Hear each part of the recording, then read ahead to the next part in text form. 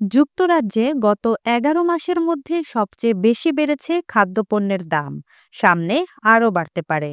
যুক্তরাজ্যে খাদ্যপণ্যের দাম এপ্রিল মাসে প্রায় ১ বছরের মধ্যে সবচেয়ে বেশি বেড়েছে। নতুন এক জরিপে বলা হয়েছে, খুচরা বিক্রেতাদের ব্যয় বাড়তে থাকায় সামনের মাসগুলোতে দোকানের পণ্যমূল্য আরও বাড়তে পারে। ব্রিটিশ রিটেল কনসোর্টিয়াম জানিয়েছে, বিশেষ করে অক্টোবর থেকে নতুন প্যাকেজিং কর চালু হওয়ার কারণে দাম আরও বাড়তে পারে। এপ্রিল মাসে খাদ্যপণ্যের দাম ১ বছরে ২.৬% বেড়েছে, যা মার্চের ২.৪% এর চেয়ে বেশি এবং ২০২৪ সালের মে মাসের পর সবচেয়ে বড় বৃদ্ধি। তবে সামগ্রিক দোকানদারির দামে ১ বছরের ব্যবধানে ০.১% কম দেখা গেছে, যদিও মার্চে তা ০.৪% কমেছিল। নিলসেন আইকিউ এর মাইক ওয়াটকিন্স বলেন, ইস্টারের ছুটি বিক্রি বাড়াতে সাহায্য করলেও মানুষ এখনও অপ্রয়োজনীয় কেনাকাটায় সাবধান হয়েছেন।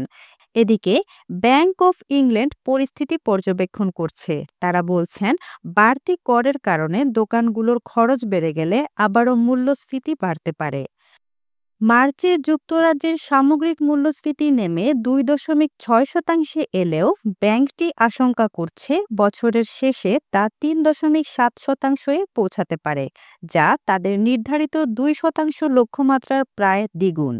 ব্যাংকের গভর্নর অ্যান্ড্রু বেইলি অবশ্য আশাবাদী। তিনি বলেন, এই মূল্যস্ফীতির চাপ সাময়িক হবে, তবে তিনি যুক্তরাষ্ট্রের নতুন শুল্ক নীতির প্রভাবে প্রবৃদ্ধিতে কিছুটা ধাক্কা লাগার আশঙ্কাও প্রকাশ করেন।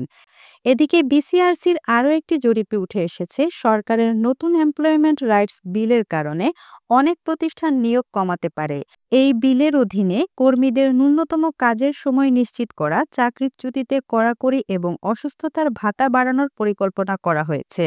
বিসিআরসি প্রধান নির্বাহী হেলেন ডিকিনসন বলেন, এমপ্লয়মেন্ট রাইটস বিলের খারাপ বাস্তবায়ন যেন খরচ আরও না বাড়ায় এবং কর্মসংস্থান কমিয়ে না দেয়, সেটি নিশ্চিত করা জরুরি।